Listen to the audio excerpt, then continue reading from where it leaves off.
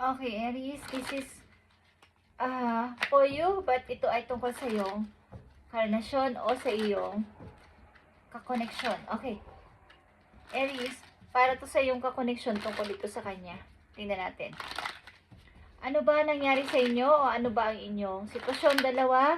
Titingnan natin kung kayo ay magkasama pa o magkahiwalay na, guys. Okay, para to sa bibigyan ng message today, guys, at titingnan natin kung anong lalabas dito at kung sinong Aries ang bibigyan ng message today.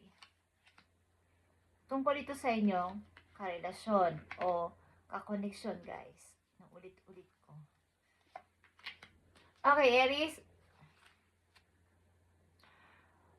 So, andito ang Five of Swords. Away-away, away-away, guys. Walang tigil na away, bangayan-bangayan sa paligid. Okay. Tingnan natin. Nandito ang Hermit. Nandito ang Eight of Swords. Nandito ang The Sun. Guys. Nandito ang Queen of Cups. Okay. So, ang Aries na nandito sa reading, kayo ay hiwalay na sa inyong person. At ito ang inyong person. Okay? So, hiwalay na kayo sa person na to. Ang mga Aries na nandito sa reading ay hiwalay na sa kailang person. Okay? Ang message na to. Puro away na lang kasi. At may nasasangkot din na ibang mga tao dito sa inyong pag-aaway, guys. So, malamang at sa malamang dito is meron ng naging malaya. O nagkaroon na ng pagpapalaya sa isa't isa. Andito kasi yung pagmamanipulate. Something na pagpapasunod sa isang person kahit pag hindi makagalaw, hindi makapagdesisyon, lagi siya yung nauuna o nasusunod sa kanilang relasyon. At meron nga dito lumaya na finally. Okay?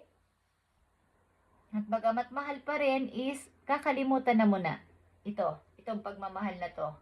Okay, guys. Maaring kulang pa sa experience o parang walang alam sa buhay ang iyong karelasyon. Naging karelasyon, Aries. Something na hindi alam ang about sa kahalagahan ng pagmamahal at ang buhay. Kung baga is hindi iniisip yung papunta sa future. Maaaring naglalaro ang person na to sa inyong damdamin, guys. Okay. Hindi na-appreciate ang inyong mga effort. Aries. Tingnan natin to. Meron dito nagmamanipulate ng, nagmamando. Siya yung lagi nasusunod sa relasyon at ayaw nang siya ay, kumbaga, against yung hindi sumusunod. Tingnan natin to, guys. Tungkol ito sa inyong person, Aries. Iwalay na kayo nito. Daming away. Nakita nyo ba dito? Knight of Swords. Ang person na to ay agresibo. Okay? Aries, lagi itong mapanakit ito. Hindi lang sa emosyon. Kumbaga, padalos-dalos din siya magdesisyon, padalos-dalos din siya magsalita, at wala itong hinahon sa sarili. Baga, pabigla-bigla, pwedeng manakit ng tao, okay? Sa kanyang aksyon, sa kanyang desisyon. Okay, guys. So, tingnan natin ang tungkol sa yung person na hiwalay na kayo. Hey, guys, namimiss ka ng yung person. At maaaring naiisip niya yung mga anak, kung may anak kayong dalawa, na hiniwalayan ka o hiniwalayan mo siya, dahil sa ganitong klaseng sitwasyon is, meron ditong gusto magbalik sa yung person, Aries. Okay. So, ito ay napakagandang good news. Ikaw ay nakalaya na sa tao na to. But ang yung person ay maybe simula ng kayo ay naging kayo. Siya lang yung masaya sa relasyon. Kumbaga, siya lang yung laging nasa labas, pupunta sa birthdayhan, sa partyhan, kung saan-saan, with friends, drinking with friends, is meron. Okay, Aries, ang yung person. Maaaring ang tao din na to ay nagbabalot kayo sa harapan ng inyong mga anak. Sa harapan nila, siya ay napakamabuting tao, mahinahon at mapagmahal naman ito sa kanyang mga anak. Bukod dito is wala na, okay? So, Hierophant is here. Meron nga kayong usapin sa pamilya, sa buhay mag-asawa, buhay kinakasama, kung di pa kayo kasal, is meron, Aries. At ito ay parang, para sa iba is hindi to malaking usapin, is ito ay pinag-uusapan dahil problema mag-asawa. Okay guys, may usapin kayo buhay mag-asawa at may gusto na ditong magpalaya, lumaya, or mag-separate na, guys. So, andito yung the star. Okay. Ang person na to may nagsisisi. Okay? Sa kanyang ginawa. Gusto niyang i-fix ang lahat o ibalik ang nakaraan o something bumalik or nagsisisi siya sa kanyang ginawa sa inyo, Aries. Sa kanyang mga nasabi, ginawa sa inyo o pakikitungo sa inyo. Something na gusto niyang magbalik. May panata ito. Parang, kung gagawin ko to is, ako ba ay pagbibigyan ni God? Okay. Kung gagawin ko to is, ako ba ay pagbibigyan sa aking wish? Okay guys, may nakakamiss dito sa inyo, Aries. Taong nang iwan sa inyo at yan ang bahalang inyong halaga. Okay? Kasi ito ay nagbubuhay binata, nagbubuhay dalaga pa nung kayo pa. Wala siyang pakialam sa inyong emosyon. Okay. O sa inyong pakiramdam. Siya lang ang masaya. Sa paningin ng iba, ang tao na to ay mabait at something na nakikisama sa ibang tao kahit sa mga friends niyo. Nakikisama to, Aries. Tingnan natin ito. Tungkol sa yung person, 6 of Cups. 3 of Cups is here. The Hierophant. Guys. And the Star. Umaasa ito guys at nagwi-wish na sana ay maging okay pa ang lahat. Okay. Maaring marami siyang gustong itanong sa'yo, Aries. Marami siyang gustong sabihin o itanong. At maaari ikaw ay nananahimik at ayaw mo ng istorbo this time. Or ayaw mo na papasukin sa buhay mo, okay? Yan, nakita niyo tong 10 of Cups, guys. Gusto niya nang ibalik itong happy family na to o masabing happy family magkakasama na ulit sa bahay. Ito yung gusto niya mangyari, guys. Okay. Andito ang 3 of Swords. And reverse. Maaring ayaw na niyang, kumbaga paunti-unti na rin sa pag hindi lang naman ikaw ang nasaktan din siya, kaya lang meron ditong, meron din ditong nangyaring, may issue din ng third party sa inyong sitwasyon. Okay, Aries.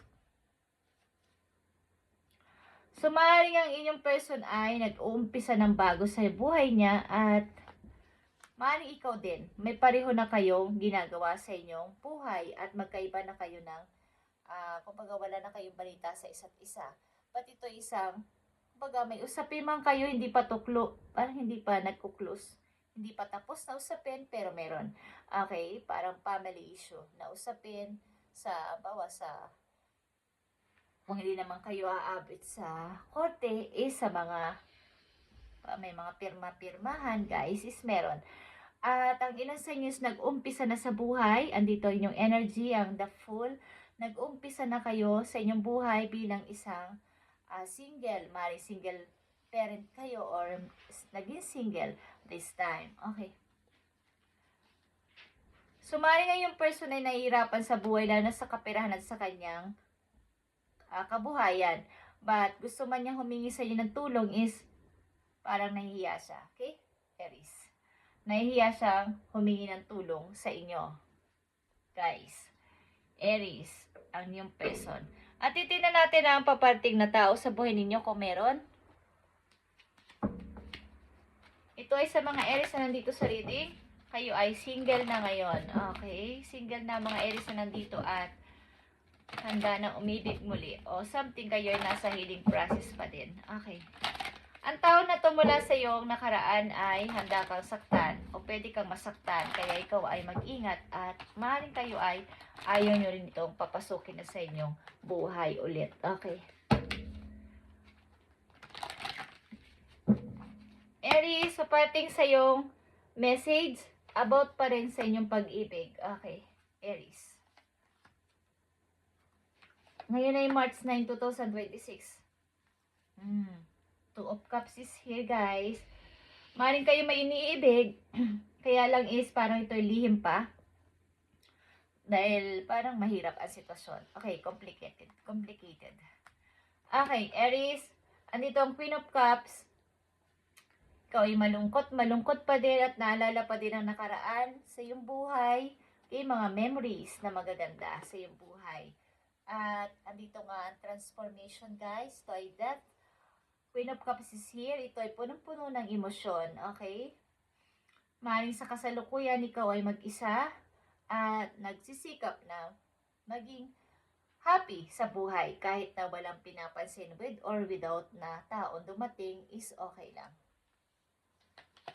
Andito pa din yung kirot sa puso mo, okay? Minsan, naaalala mo pa din ang pananakit sa'yo, sa iyong damdamin at sa iyong puso. Okay, at nandito yung pag-iyak pa din sa gabi, Aries. Ang Aries na nandito ay still single pa din, guys. Okay. So, maring kayo nag-ihintay or ilan sa inyo ay naghihintay ng tamang tao na bigay ni God sa inyo, okay? Ang ilan sa inyo ay may pag-ibig man but secret. Something secret. Complicated. Tingnan natin. About pa din ito sa inyong pag-ibig. Aries. Para sa Aries ito, March 9, 2026. Aries, andito ang 1111. Okay? 4 of wands ito, guys. It is an important number for twin flames, guys. It symbolizes the harmony and balance of soul counterpart. Okay. So, kayo ay maaaring madidiling o dealing na sa inyong twin flame. At something ito ay secret pa. Hindi pa nyo kailangang ipaalam sa iba. Okay? Mapupunta to sa pagpapakasal. Marriage. Marriage ito ng dalawang tao na may unique. Ito ay divine counterparts. Blending together, guys. Okay.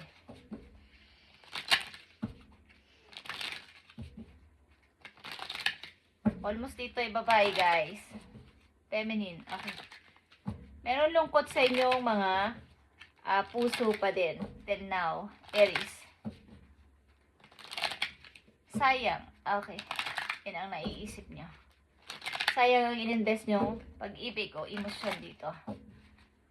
Pero kayo ay makakasal ulit o ikakasal at magkakaroon ng happy family dito, guys.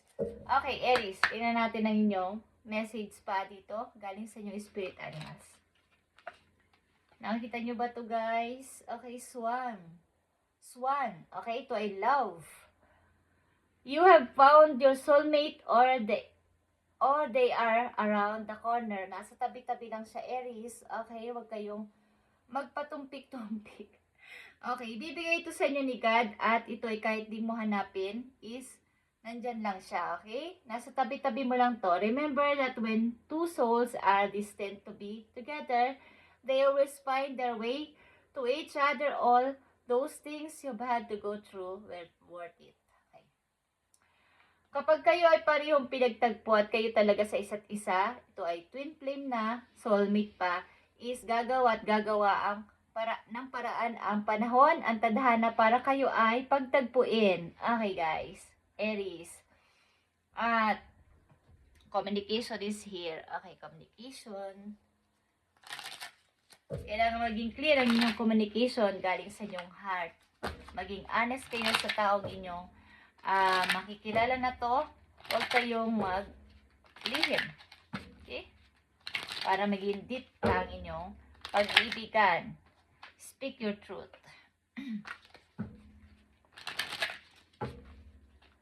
Okay, Aries, tinan pa natin to. Okay. Soulmate na, twin flame pa. Okay, guys, ang inyong message dito. Tingnan natin to, Aries.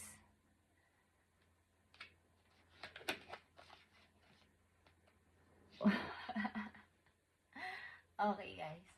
Andito din ang reconciliation, guys. May tao din na babalik sa inyo galing sa nakaraan at ito ang iyong ex maybe.